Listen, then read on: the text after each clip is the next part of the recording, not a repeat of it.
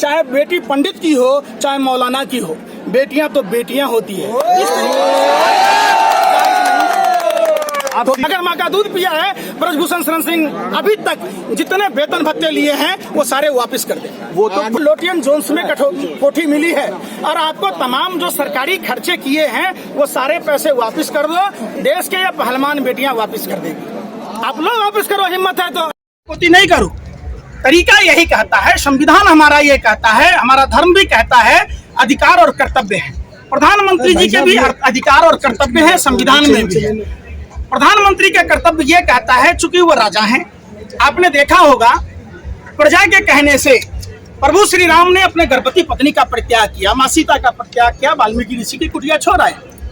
लवकुश ने जब अश्वमेध यज्ञ का घोड़ा पकड़ा तब सवाल कर की बात नहीं है।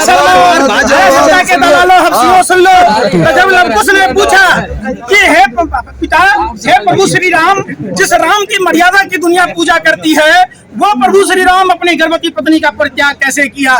तब प्रभु श्री राम कहते हैं, हे पुत्र, मैं एक राजा था, प्रजा ने सवाल किया है, इसलिए प्रजा की बातों पर हमने अपने पत्नी को सजा दिया है। पीछे करो, पीछे समझो, एक राजा का धर्म है, एक प्रजा के कहने से राष्ट्र धर्म का निर्वाह करना राजा का धर्म है। और उस हिसाब से मोदी जी को, प्रधानमंत्री जी को, जो कुछ किया मोदी जी ने किया, कांग्रेस ने कुछ करा ही नहीं अभी तक। कांग्रेस के आपके घर में चली गई, आपको एक छाटा आके मार के गई। सरकार किसकी है? आप लोग गवर को च्यवनप्राश समझ के चाहते हो। अरे बेशर्मो, हमने देखा है अत्यावचन के दांत में पालक फंस गई, हरे रंग की पोटी की, वो आपको दिख जाता है, आपको देश की बेटियां नहीं दिख रही। कितने आदमी कवर करते हो भाई? आपको पाकिस्तान की दिख जाती है हिंदुओं पर अत्याचार। देश की राजधानी में है, दिल्ली में हिंदू बेटियां हैं, जंतर मंतर पर जो लोकतंत्र के मंदिर से चंद कदमों की दूरी पर है, प्रधानमंत्री के आवाज। आपकी मानसिकता संकीर्ण मानसिकता है। क्यों? सुन तो लो, सवाल को घुमाओ नहीं।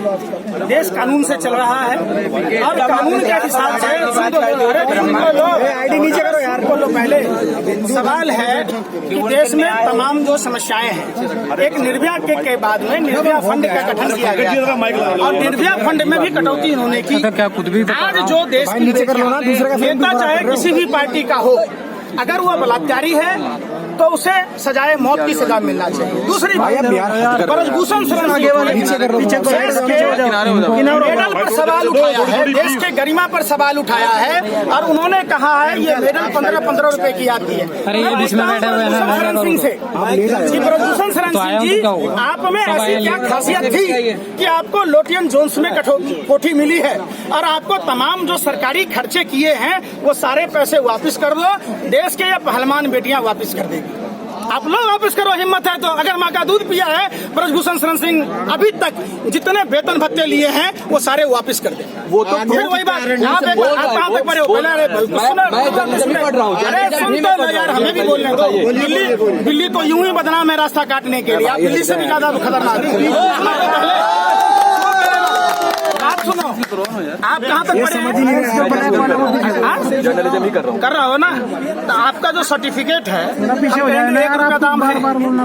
आपने बीच में बैठ गया, आपके माँ बाप ने अपना पेट काट के पढ़ाया है ना। तो ये जो हमारे खिलाड़ी बहने हैं, उनके माँ बाप ने भी अपना खून पसीना बहाया है, खेती बाड़ी करके इनको पहलवानी सिखाया है, पढ़ाई लिखाई कराई है। अगर आप तिरंगे के सम्मान में जो मेडल मिले हैं, जो भारत के सम्मान में मिले हैं, जिसमें प्रधानमंत्री सेल्फी ले रहे थे, तो आज वो सेल्फी का सम्मान नहीं करे। प्रधानमंत्री गूंगे हो गए हैं, प्रधानमंत्री के मुंह में अग्नि मंत्री, महिला विकास मंत्री, तमाम जो लोग हैं गूंगे और बहरे हो गए हैं। क्या उस मेडल का अपमान देश का अपमान नहीं है? क्या देश के अपमान करने वाले देशद्रोहियों पर कार्रवाई नहीं होनी चाहिए? कोई अपने बच्चों को कैसे खिलाड़ी बनाएगा? कोई अपने बच्चों को देश के लिए मेडल लाने के लिए कैसे कहेगा? ये पूरे 143 करोड़ देशवासियों का अपमान है। अब ब्रजभूषण शरण सिंह पर सिर्फ बलात्कार का नहीं, पास्को में ही नहीं, देशद्रोह का भी मुकदमा दर्ज होना चाहिए।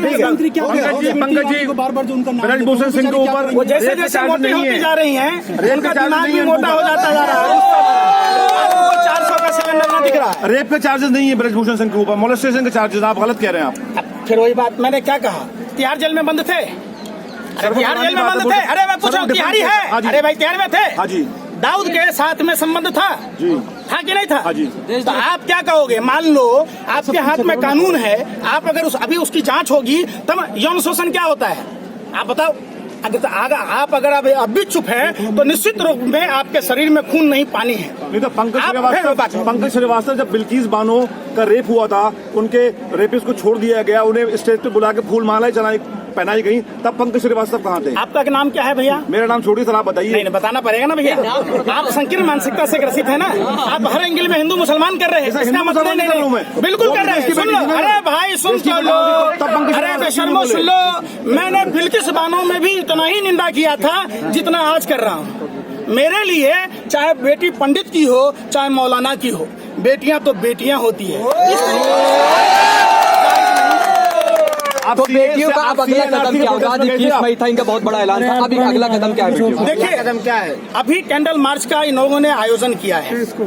25 तारीख से पर्सनली मैं अपनी पूरी टीम के साथियों के साथ पूरे देश के जिला मुख्यालयों पर जाऊंगा अपने समर्थकों के साथ, और लोगों से ये अपील करूंगा, निकलिए अपने घर और मकानों से, जंग लड़िए भाजपा के इन बलात्कारी नेताओं से।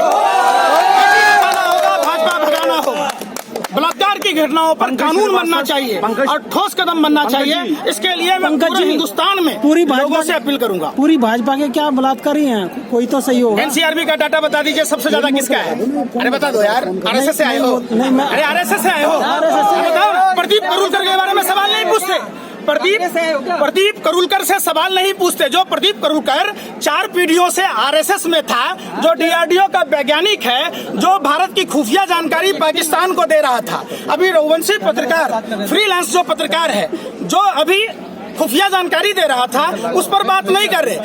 आरडीएक्स 300 किलो आरडीएक्स जेलेटिन आया, जो पुलवामा की घटना हुई, उस पर आप सवाल नहीं पूछ रहे। सवाल आप महंगाई पर नहीं पूछ रहे, सवाल आप बेरोजगारी पर नहीं पूछ रहे, सवाल आप नहीं पूछते कि अभी बरेली में दलित परिवार के साथ क्या हुआ है। आप कानपुर में नहीं पूछे कि हिंदू माता माँ और बेटी के साथ बुलडोजर चलाकर जिंदा जला दिया गया। आप सवाल नहीं पूछते कश्मीरी पंडितों के 12 महीने से वेतन नहीं मिल रहे। आप सवाल नहीं पूछते जोशी मठ पर। आप बेतुका सवाल हिंदू मुसलमान का एंगल ढूंढते हैं। देखिए ये देश सबका है। आप एनआरसी में क्यों दिखाई नहीं पड़े? आप अगर आप हिंदू मुसलमान की बात करते हैं तो एनआरसी के जो प्रोटेस्ट हुआ था तो उसमें पंकज श्रीवास्तव कहाँ थे?